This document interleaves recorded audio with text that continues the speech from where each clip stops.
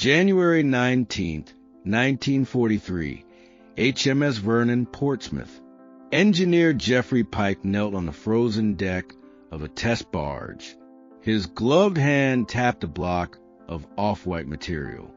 The sound was sharp, like striking cast iron. He nodded to a technician who lifted a kettle of boiling water. Steam curled into the cold air as the water poured over the block. Pike leaned in. The surface glistened but did not pool. No rivulets ran down the sides. This was picrete, 86% ice, 14% with pulp, and it was a key to a project that would either revolutionize naval warfare or become one of WWI's most expensive follies. Pike's team had spent 6 months refining the formula, testing ratios of pulp to water, adjusting freezing times, and patching cracks. Now, they waited for the Admiralty's verdict. A senior officer, Admiral John Cunningham, stepped forward. He kicked the block with his leather boot. The impact left a faint dent but no split. "This might just be the madness we need," he said. The idea of an ice aircraft carrier was not born from curiosity. It was born from desperation. By 1943, the Battle of the Atlantic had dragged on for nearly 4 years. German U-boats, operating in wolf packs, had sunk 507 Allied ships in 1942 alone. Over 3 million tons of cargo lost to torpedoes and surface attacks. Steel, the lifeblood of naval construction, was scarce. Most of Britain's steel production went to destroyers, tanks, and artillery for the Western Desert Campaign. Air cover for convoys was a gaping flaw. The Royal Air Force's Coastal Command could only reach 300 miles from shore. Beyond that, convoys sailed unprotected. German long-range bombers, based in Norway, picked off ships at will. The Royal Navy needed a way to extend air cover into the mid-Atlantic. A floating airfield, one that didn't require steel, was the only option. Pike, a former journalist with a knack for unorthodox solutions, had stumbled onto the answer while working on cold weather gear for commandos. Pike's path to pikery began in the winter of 1942. He was stationed at a research facility in Scotland, testing how fabrics and metals held up in Arctic temperatures. One evening, he noticed a pile of sawdust mixed with melted snow. It had frozen solid overnight. When he tried to kick it apart, his boot bounced off. He took a sample back to his lab. He froze a block of water mixed with 10% sawdust. It melted 50% slower than pure ice. He adjusted the ratio, 12% pulp, 14% pulp, and tested again. At 14% with pulp, the mixture's properties shifted. It became harder than concrete. A hammer blow left only a chip. He shot it with a .303 rifle. The bullet embedded itself, but did not shatter the block. Pike realized he had something. He typed a memo to the Admiralty. His fingers stiffened the lab's code. "We can build ships from ice. They will not rust. They will not depend on scarce steel. They can be repaired with snow and pulp." The Admiralty's initial response was dismissal. Senior officers, steeped in decades of steel-hulled tradition, laughed at the idea. "Ice melts," Admiral Dudley Pound, First Sea Lord, told his staff. "A ship that melts is a ship that sinks." But Pike refused to back down. He leveraged a connection to Lord Mountbatten, Chief of Combined Operations, to secure a demonstration. In December 1942, he brought 2 blocks to HMS Vernon, 1 pure ice, 1 picrete. He set them on a table in the Admiralty's meeting room. He handed a hammer to the nearest officer. The pure ice block shattered on the first blow. The picrete block rang like a bell. The officers leaned in, murmuring. Pike, then poured boiling water over both. The pure ice turned to slush in 90 seconds. The Pikecrete block steamed but held. "It's not just ice," Pike said. "It's a new material." The Admiralty authorized a small test barge, codenamed Habakkuk, after the Old Testament prophet who asked, "How long shall the wicked triumph?" Building the test barge took 6 weeks, with workers drawn from the Royal Engineers and local shipyards. They cut 100 tons of ice from Loch Lomond, where winter temperatures hovered around -8 degrees Celsius. The ice was loaded onto rail cars and shipped to Portsmouth. There, it was crushed into small chunks, no larger than a fist, by industrial grinders. The wood pulp, sourced from Canadian spruce, chosen for its long fibers, arrived in bales. It was run through a paper mill's refiners until it became a fine, fluffy powder. Workers mixed the crushed ice and pulp in giant concrete mixers, 14 parts pulp to 86 parts ice by weight. The mixture was a thick, wet slush that clung to shovels. They poured it into a wooden mold, 10 meters long, 5 meters wide, 3 meters tall, lined with tar paper to prevent leaks. The mold was placed in a refrigerated shed, where the temperature was kept at -15 degrees Celsius. The slush froze solid in 5 days. When the mold was stripped away, the barge's hull was smooth, white, and hard enough to scratch steel. Pike's team added a basic superstructure, a wooden deck laid over 20-centimeter thick Pikecrete planks, a small wheelhouse made of plywood, and a 50-horsepower diesel engine connected to a single propeller. On January 19, 1943, the barge was launched into Portsmouth Harbor. It slid down the slipway slowly, then floated, high in the water, thanks to ice's low density. A team of sailors climbed aboard, their boots crunching on the deck. They started the engine. The propeller turned, and the barge moved forward at 4 knots. It did not leak. Over the next 2 weeks, Pike's team ran a battery of tests. They crashed a 10-ton launch into its side. The Pikecrete hull dented but did not split. They left it moored overnight when temperatures rose to 5 degrees Celsius. The hull sweated slightly, but the core remained frozen. They even deliberately holed it with a drill. Within hours, the surrounding ice had refrozen, sealing the gap. Pike sent a triumphant report to the Admiralty.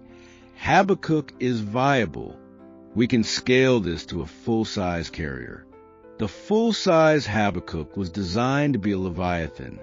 Pike's blueprints, drawn up with help from naval architects at Chatham Dockyard, called for a ship 600 meters long, longer than 6 football fields and nearly 3 times the length of Britain's largest carrier, HMS Ark Royal. It would be 90 meters wide, with a beam wide enough to stable aircraft landings in rough seas. The hull would be 12 meters thick at the keel, tapering to 6 meters at the deck, to withstand torpedo hits and heavy seas.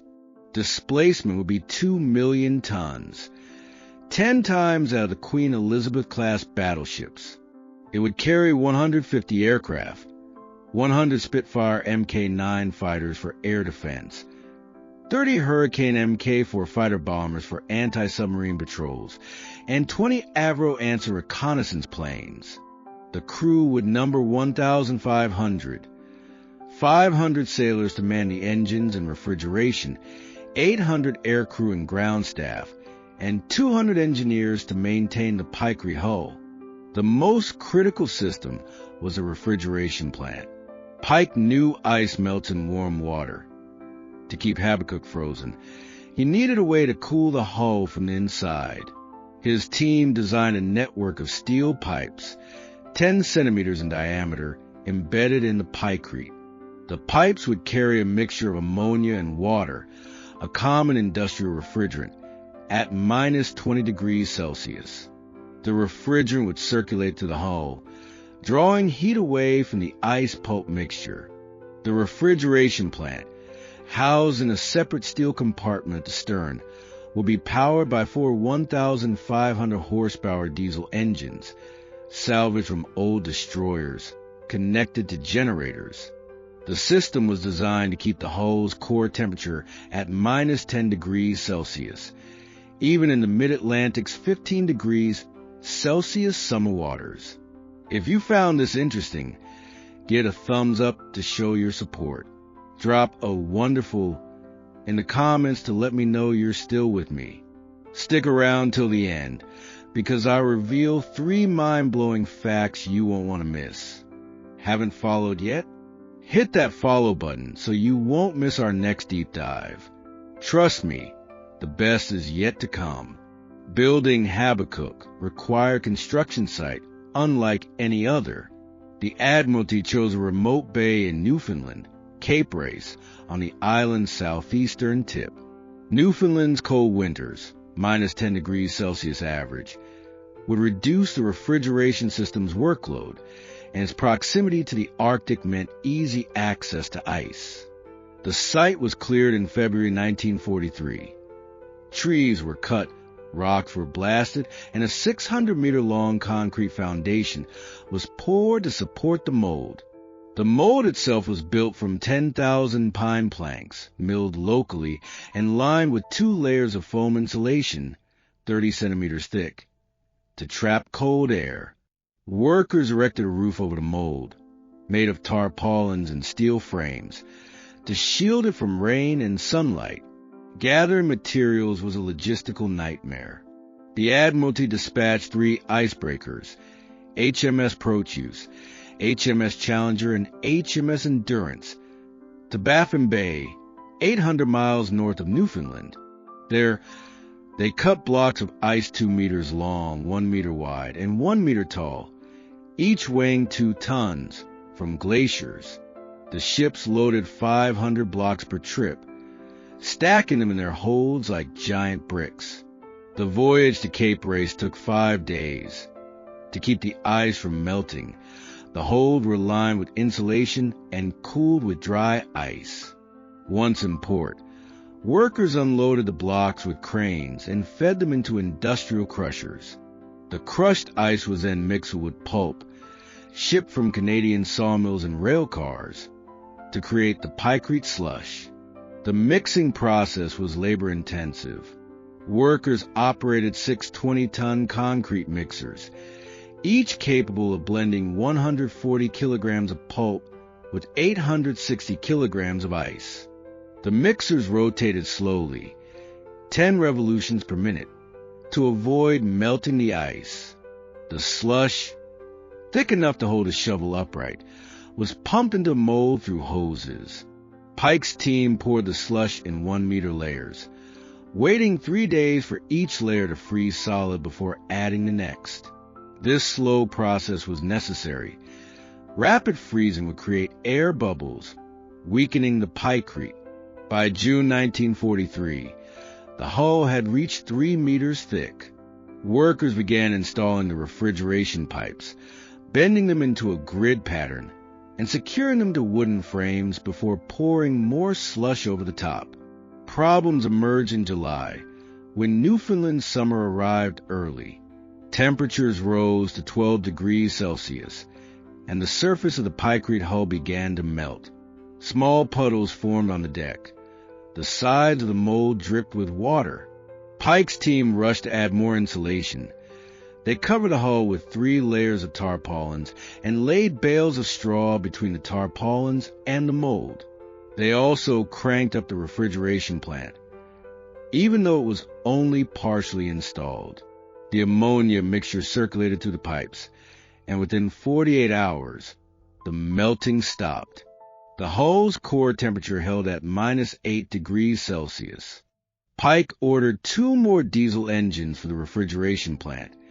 Insurance against warm weather, he told his team. They arrived in August, shipped from Liverpool, and were installed by the end of the month. Another challenge was the hull's structural integrity. In August, a storm hit Cape Race, with winds reaching 60 knots. The half-built Habakkuk, still in its mold, swayed slightly. When the storm passed, workers found a 2-meter-long crack in the hull side. Pike investigated and discovered the cause.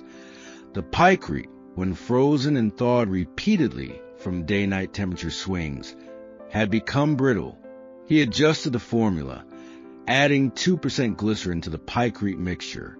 Glycerin, a common antifreeze, prevented ice crystals from forming large, weak structures. The new formula was tested in the lab. A block frozen and thawed 10 times did not crack.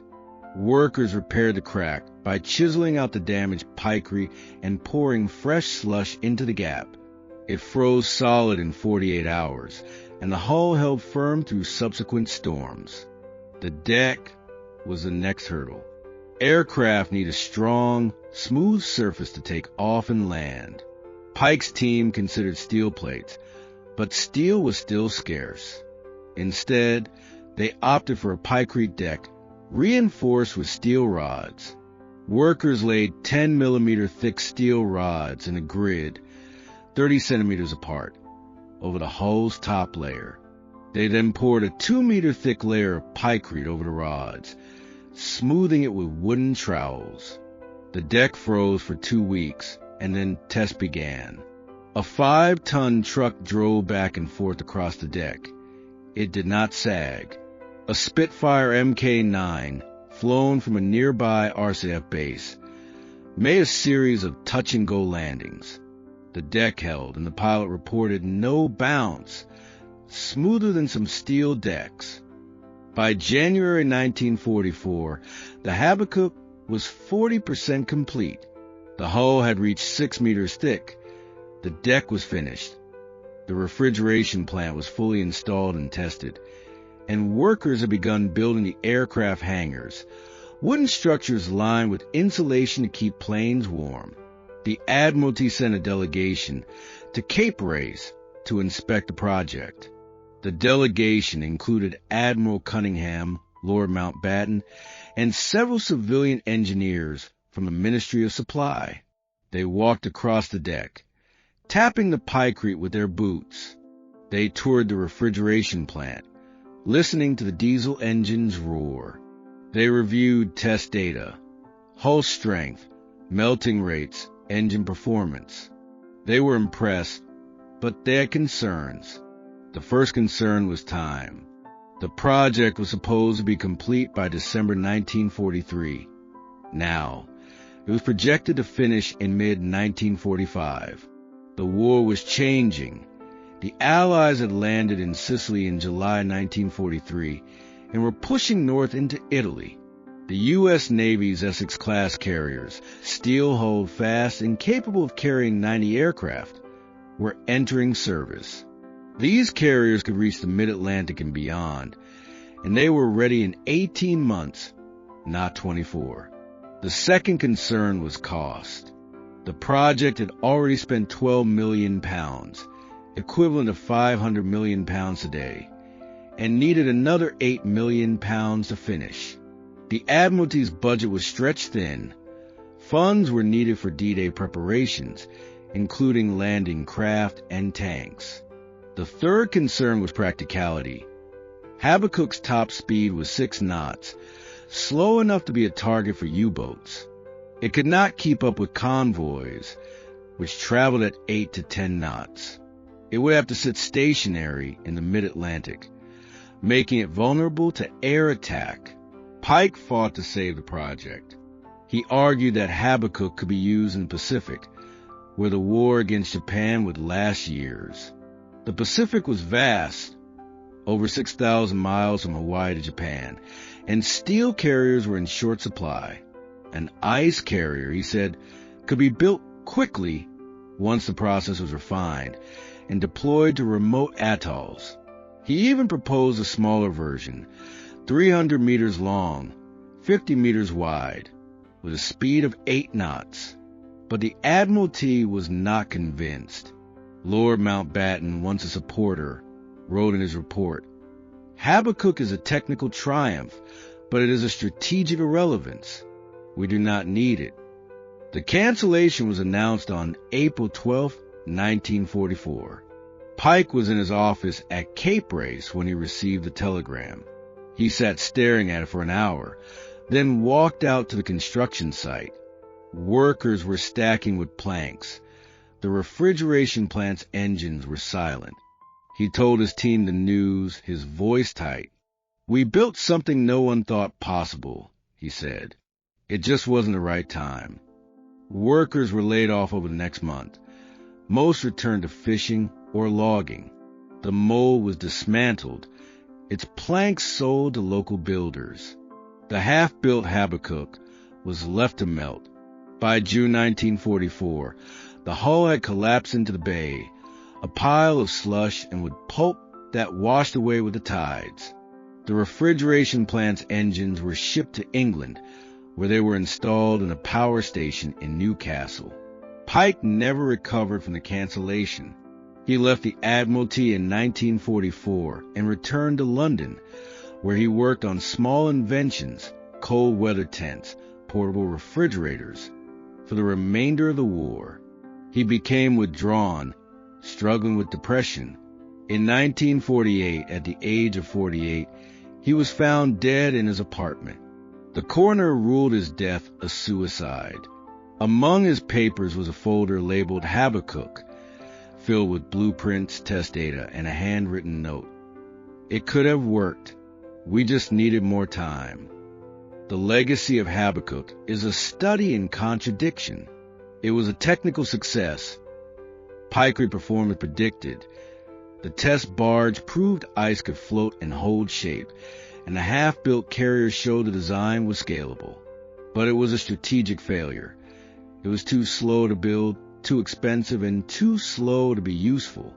Yet it taught the Allies valuable lessons about innovation. It showed that scarcity could drive creativity. Pike's solution to the steel shortage was brilliant, even if it was not practical. It showed that testing and iteration were critical. Every problem, from melting to brittleness, was solved with adjustments to the formula or design. It showed that even crazy ideas deserve consideration. If Pike had not persisted, the world would never have known Pike's potential. In the years after the war, Pike was studied for other applications. The U.S. Army tested it for cold weather bunkers in Alaska. A 10-meter thick Pike bunker withstood a 500-pound bomb blast. The Canadian government tested it for Arctic research stations. A small outpost built of Pike stayed frozen for 2 years. None of these projects went beyond the test phase. Steel was abundant again, and Pike's need faded. But the material's properties linger in engineering textbooks. High strength, low cost, and self-healing, small cracks refreeze, made a curiosity for future generations. Today, only a few relics of Habakkuk remain. A small block of Pike, donated by Pike's team to the Imperial War Museum in London, sits in a glass case next to a model of the test barge. The block is yellowed slightly. It's with pulp fibers visible under light. A plaque explains its history. Pike, 86% ice, 14% wood pulp, the material that almost built a ship. A few black and white photos survive. 2. Workers standing next to the giant mold. The half-built hull rising from the bay. Pike kneeling to inspect a Pike sample. These relics are not just pieces of World War II history. They are symbols of human ingenuity. Proof that even in the darkest times, people can look at ice and see a ship. The idea of an ice aircraft carrier seems absurd today, in an era of nuclear-powered carriers and stealth fighters. But in 1943, it made sense. Britain was fighting for its survival, and every advantage counted. Habakkuk was at advantage for a time. It was a product of its moment. A moment of scarcity, a moment of innovation, a moment when the impossible seemed worth trying. As the decades pass, the story of Habakkuk fades. But for those who remember, engineers, historians, and anyone who has ever chased a wild idea, It is a reminder of what can be achieved with persistence and creativity. It is a reminder that failure is not the end. Sometimes, the most important ideas are the ones that don't work out. It is a reminder that even ice can be strong if you mix it with the right ingredients. In the end, Habakkuk did not change the course of the war. It did not sink U-boats or protect convoys, but it changed how people think about materials and innovation. It showed that the line between madness and genius is thin, and it showed that sometimes the most revolutionary ideas are the ones that melt away, leaving behind lessons that last longer than steel.